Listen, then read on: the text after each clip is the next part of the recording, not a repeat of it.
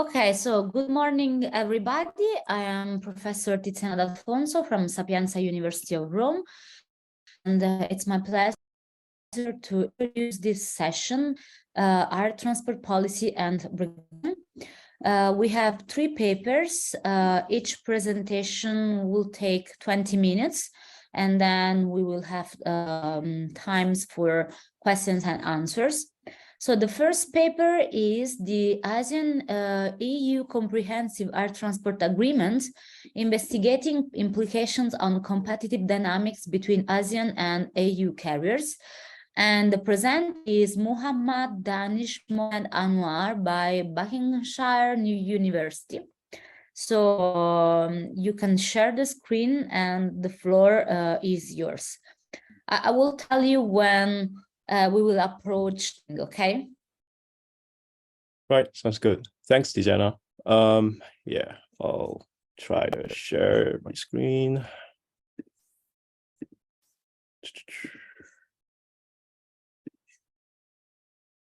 Can everyone see my slides? Yeah, we are able to see it. Great. So this is our topic of research, the ASEAN-EU CATA, and we're looking at the possible implications on competitive dynamics involving ASEAN EU carriers. So I just want to take this time to thank Dr. Nadine, Dr. Frankie, Dr. David in collaborating in this research. Oh, there you go. All right. So agenda for today, pretty standard stuff. So we go through the background, the methods, key findings, conclusions, and Q&A. I apologize if I go a little bit too fast, but essentially I'm just gonna take a look at the key give you a brief overview of each slide, considering the time constraints that we have. So background-wise, so the CATA was signed last year, and it's quite significant. It's the first bloc-to-bloc air transport agreement. And a couple of aims it has. It aims to promote air traffic growth, economic development, increase connectivity, and look at other cooperative stuff, such as in terms of safety, as well as in training. And the side aim as well is to foster that competitiveness for local carriers against sixth freedom carriers by giving them added hub-to-hub access, essentially. So the problem of the research, so this is where all of the research main area is. So on the right side, you can see the main differences in network limitations between EU and ASEAN carriers. So you've got the EU carrier. So the single aviation markets in each block is very different. So you've got the EU single aviation market at the top here. They've got unlimited access all the way up to 9th freedom. Whereas for the ASEAN market, you've got all the way up to the 6th freedom, but that even then, that's a little bit limited. And the other thing to take away from this is that for EU carriers, you've got points from second EU country to points in first ASEAN country. They've got that unlimited 7th freedom, whereas it's not the case for ASEAN carriers between the second ASEAN country and the first EU country. So theoretically, this creates an unlevel playing field. And the point of this research is to identify how unlevel that is and how these carriers would react to this new competitive environment. So precedents, so we've got the ASEAN-China Air Transport Agreement, and then we've got the EU-US Open Skies Agreement. So the ASEAN-China Agreement, that was signed in 2010, and the EU-US one, that's signed in 2008. So the ASEAN-China one, that gives market access all the way up to 5th freedom, but even with the 5th freedom, that's limited to a couple of points in China and ASEAN as well. Whereas for the EU-US one, that's unlimited all the way to the 5th freedom, right? But the main difference between these two agreements is that for the ASEAN-China one, there was a significant increase in capacity. In fact, 20% between 2010 and 2019. Whereas for the EU-US one, there's not a significant increase in passenger numbers. So if anything, it shows that liberalization isn't just enough for increasing traffic growth. In fact, these two markets are very different. So for example, the ASEAN-China one, that's driven by low-yielding leisure traffic, whereas for the EU-US one, that's a very mature market. So you've got, it's driven mainly by corporate travel and high-yielding traffic. So there isn't that much opportunity for growth there, right? So the ASEAN-China agreement, so the main takeaway from this is it shows how important infrastructure is in terms of encouraging that traffic and capacity growth. So in 2012, as you can see here, they've reopened Don Mueang Airport, which is the second airport in Bangkok, and you see how much it contributes to that traffic growth there. So it essentially demonstrates how important infrastructure is in allowing for capacity, and that's a factor in determining whether there's an opportunity for growth within an open skies agreement. Whereas for the EU-US OSA, so the main takeaway from this is that within a mature market, so it's more likely that airlines would rather sit back and engage in more collaborative agreements, take a look at efficiencies in terms of hub-to-hub operations, coordinate schedules, pricing, etc. So the OSA allows for that because of lifting of all of these restrictions, right? And you can see it over here at the bottom right chart. You see an uptick in HHI, which demonstrates that simply there's less competition. So it shows that activity in collaborative agreements, arrangements. And in fact, the point of a collaborative arrangement is so that they can drum up more demand, right? And as you can see on the top right, it's quite demonstrative of that. So you've got an increase in load factors over there. And in terms of revenue passenger terms, that it remained quite stagnant. So going on to the methods. So the research aims to answer 3 questions. So we need to understand what the ASEAN-EU market is like, what is the impact of the CATA on the market, and how these airlines are going to react to this new environment. So the chart on the right just shows a really quick, good summary of where the research areas are. I'm not going to dive deep into the analytical methods, but essentially, so we've got HHI, which is a measure of market competition.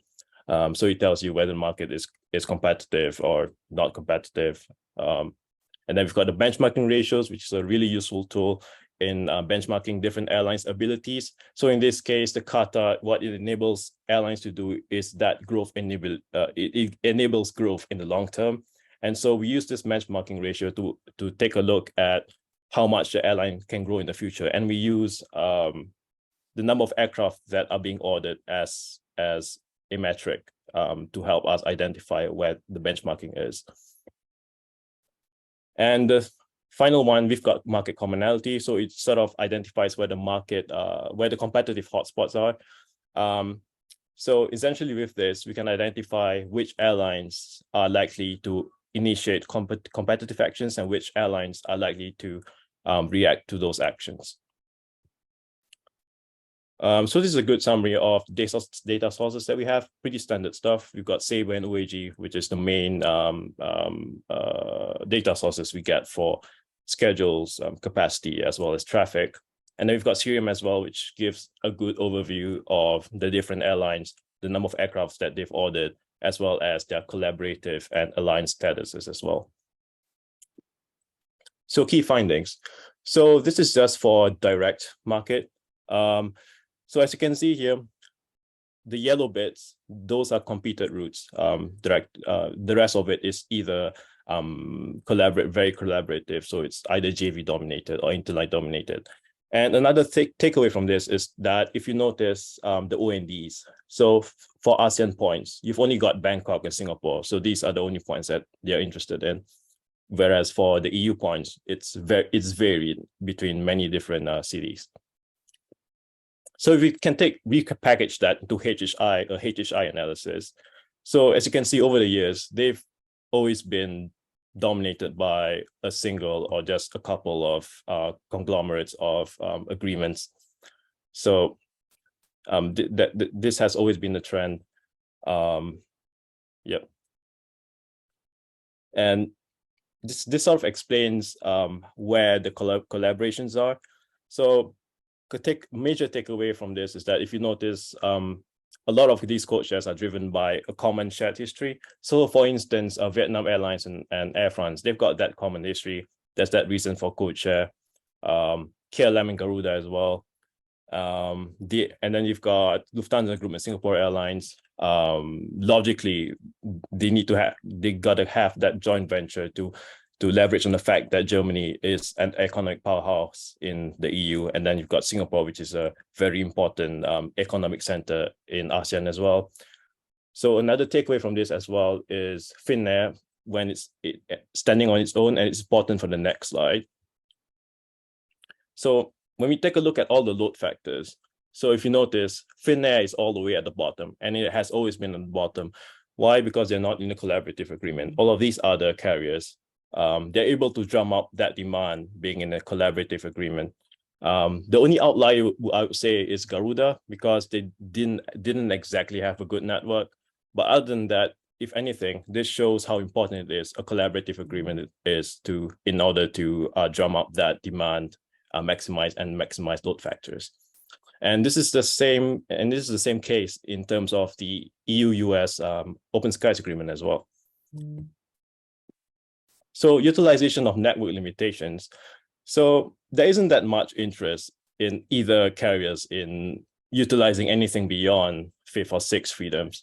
So in this case, you've only got two major airline groups utilizing these. And even so, when they utilize it, it's not that frequent either, with the exception of Barcelona and Milan by SQ. But generally, we see that this interest in utilizing flight freedoms beyond the fifth or sixth freedom.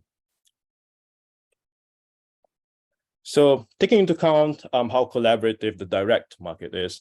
Now, as we mentioned before, a side aim is to foster competitiveness against sixth freedom carriers. And so if we do an analysis of the amount of traffic that's carried between ASEAN and EU, so there's a lot of competition from the sixth freedom carriers, and they can do that. Why? Because they've got that price differentiation, they got that economy of scale, they got an expansive network.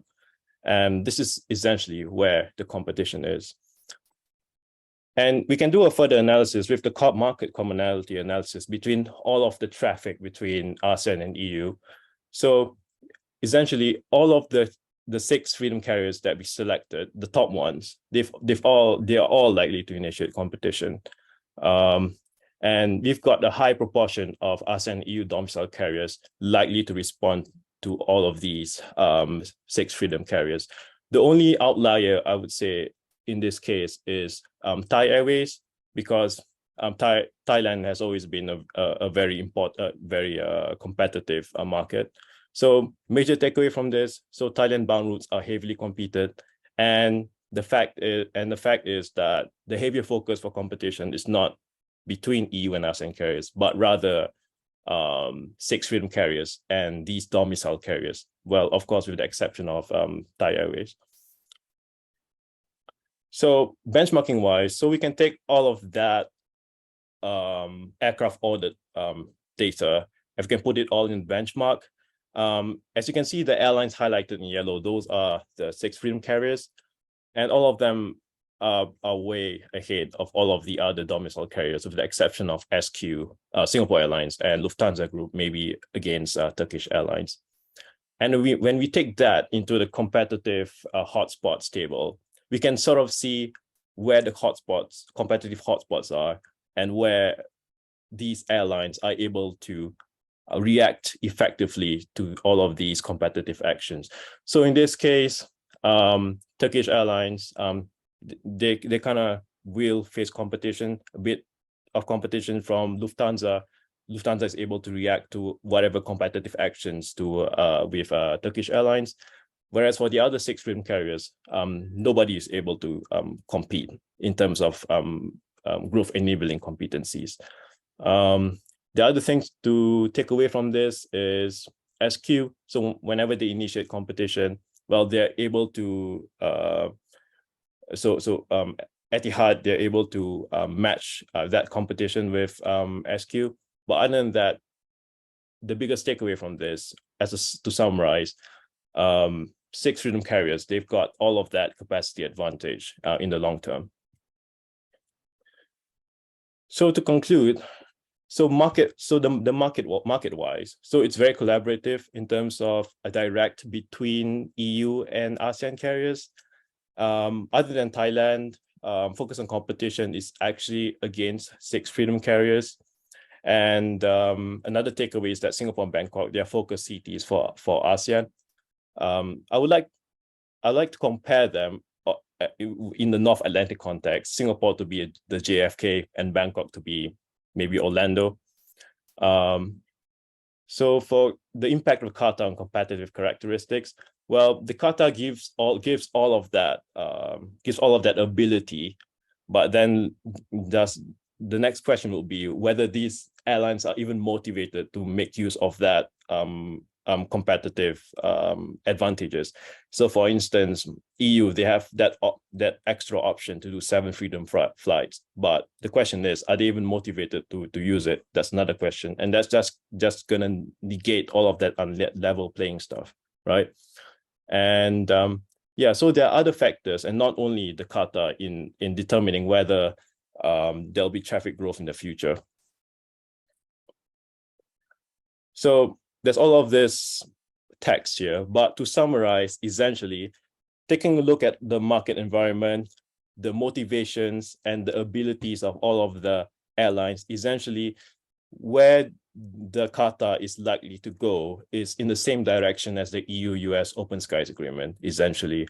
So there's all of that argument for further, they've already got existing collaborations, and it's likely they're just gonna elevate that to the next level, given the lifting of restrictions in air rights, codeshare limitations, well, and etc.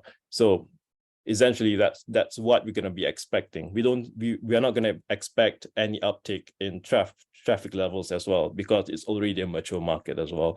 So we're likely going to see coordination in terms of trying to make the hub-to-hub operations more effective, coordination in schedules, coordination in pricing, etc. So implications-wise, when it comes to liberalization, well, you've given that opportunity, but then you're going to have to ask yourself whether airlines have that motivation to make use of that opportunity. So that's the first takeaway. The second takeaway is that within an already mature market, I think airlines are just more willing to look at collaborative opportunities instead of just throwing capacity to increase traffic growth. The other point to take away is that, yeah, as I mentioned, the ASEAN-EU CATA is just going to demonstrate what the EU-US OSA is going to be like. And so a lot of these opportunities, a lot of this theory in unlevel playing fields, in actual fact, if you take a look at motivations and abilities, that's just going to negate that unlevel playing field. So limitations, so the CATA is still in its infancy. So we sort of are quite limited with the data that we have. The second thing is with regards to benchmarking of the airline's ability. So the number of aircraft that are on order can change at any time, right? The next limitation will be that the quantitative indicators that we use, the methods, well, we sort of mix them up, and all of that is just to paint a picture of what the market is like. But we've retained the fundamental concept, so it's still quite valid. The last limitation would be that we don't have the data of what the current network limitations are and what they're going to have later on. So it's nice to have that comparison, but we don't have that data of what network limitations that these carriers had beforehand. So yeah, that's the end of my presentation. So I'm opening floor to questions. Thank you. Thanks for the presentation. Really nice presentation. Is there any question? You can just switch on the microphone, take the question if you want.